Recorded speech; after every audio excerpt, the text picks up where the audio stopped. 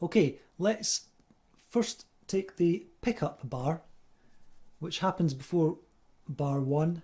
We have 2nd fret, D string, 4th fret, D string, 2nd fret, G string. Sounds like just like that. We should try to hammer on between the 2nd fret and the 4th fret. The slur underneath the 2 that joins the 2 to the 4, that indicates a hammer on should be played, and that is the convention used throughout this piece whenever a hammer on is required. It's not essential to play the hammer on. If you do find hammer ons tricky, you can play this riff entirely picked or plucked.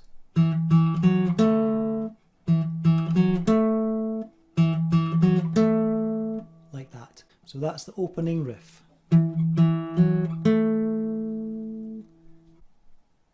Moving on to bar 1, we have 6 and 5 on the D and G string, which makes this chord shape here. Now this is a partial chord shape of A7. This is the large bar A shape of A7. Just in case you wondered where it came from, that's where it comes from. And then moving on to the next fret indication on the tab, we have a double stop on the 5th fret. 5th fret double stop. I'm trying to let you see my entire fretboard. There you go. 5th fret double stop. With a little indication that you can slide that down. That sounds quite good. Now I do use slides in other places in this piece which are not notated in the tab. It's a bit of a pain to notate slides in Sibelius G7, which I'm still using.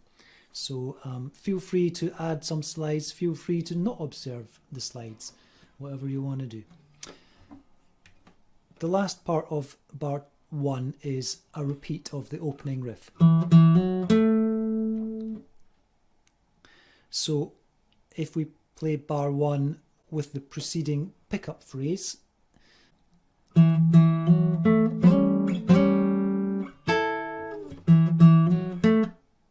there we go. Now a note on the fingering, when I play the 6th fret and the 5th fret, these are the fingers I use.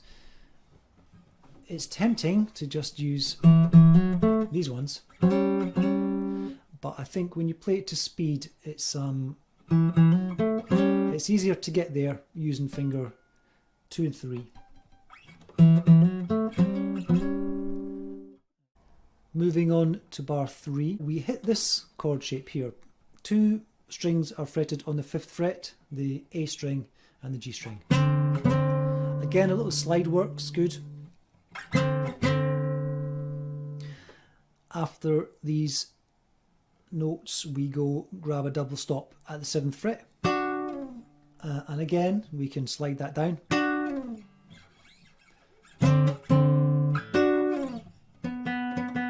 Don't know if I'm quite in tune there.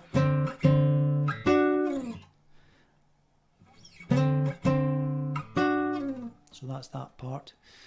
Again, the opening riff is repeated. So now I will play the pickup, bar 1 and bar 2 to see where we are.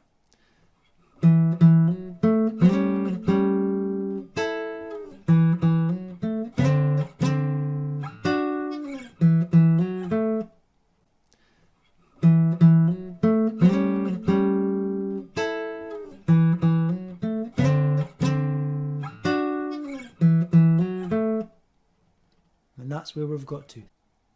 So bar 3, now I'm going to make an effort to keep my nut in view because I don't have any dots and it might be difficult to follow. Excuse me if I wander. Bar 3 and 4 are our first opportunity to simplify this if we need to. If we need to make it a little bit easier, this is our first chance. So bar 3, we start with this very, very typical blues hammer on, and again we are hammering onto a partial A7 chord derived from that one or that one. Then we have a pentatonic descending scale run, beginning on 7th fret, 5th fret, 7th fret, and then we have a little slide from 6 down to 5. Now sometimes I slide from 7 down to 5, depending on which mood takes me. And then we land on fret 3 and hammer on to fret 4, and then we resolve to the E string 5th fret. And the rhythm that we are aiming for is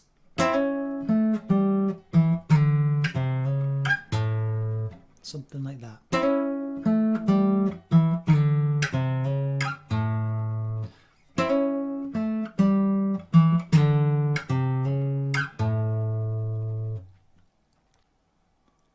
So that's bar 3.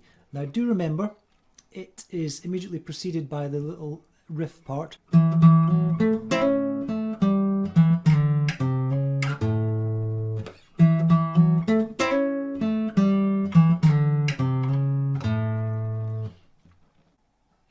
Now we are on bar 4.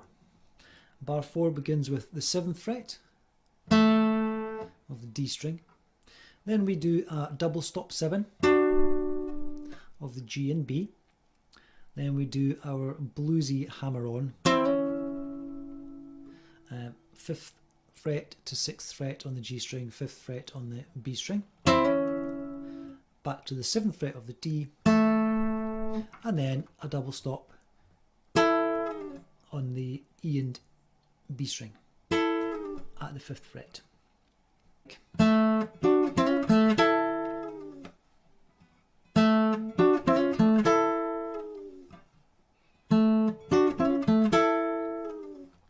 Now this is one of the first parts that we can simplify, and the way that we do that is we slow it down. That's all. It's as easy as that. I chose to place this rhythmically as a very pushed phrase which ends just before the downbeat. That means you have to execute it quite quickly.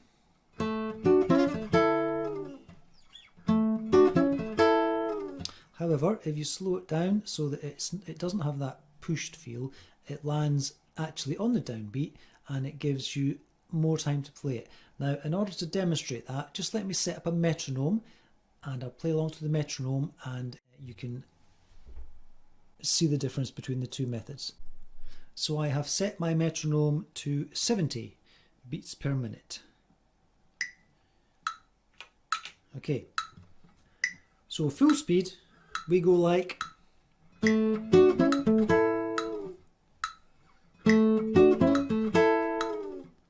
and if we wanted to slow it down a little bit, it sounds like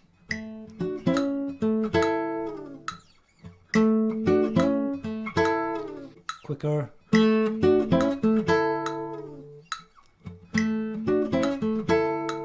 slower,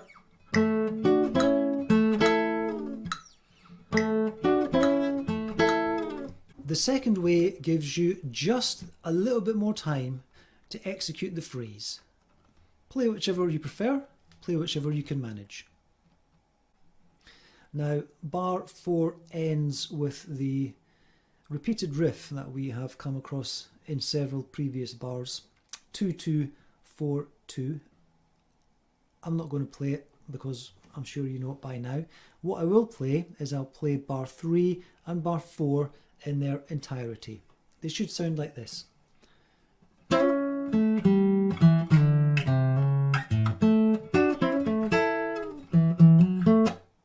you go.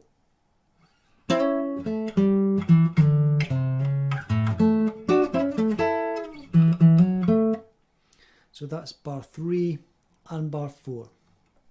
Now let's put the first 4 bars together. So we're going to play bar 1 through bar 4.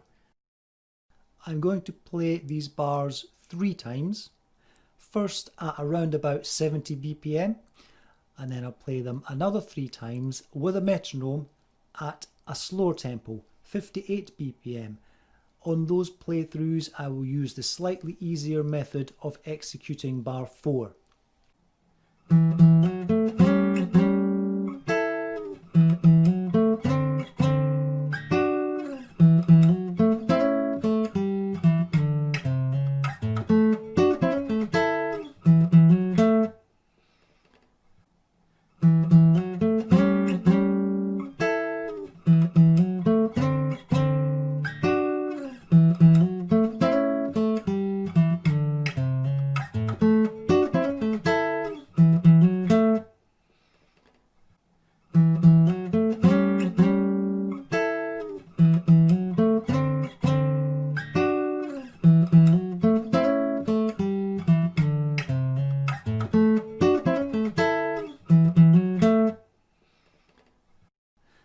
now at 58 BPM. 1, 2, 3.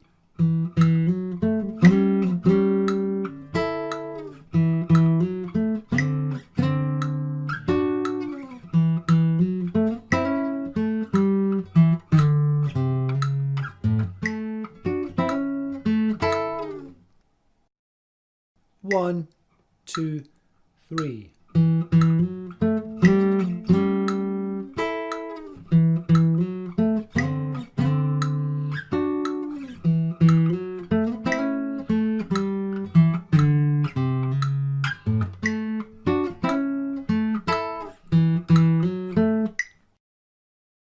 One, two, three.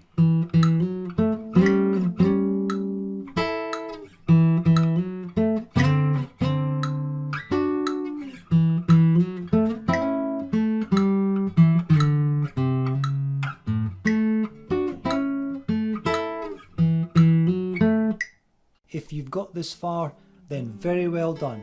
I hope that you're enjoying learning this piece.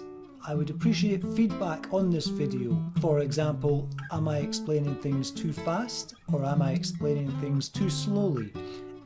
Is this format easy to understand? Is the on-screen tab useful, or do you prefer printing the tab off so you have a physical copy? Any feedback on all these points would be greatly appreciated. Also, please subscribe for more videos like this. Thanks for watching.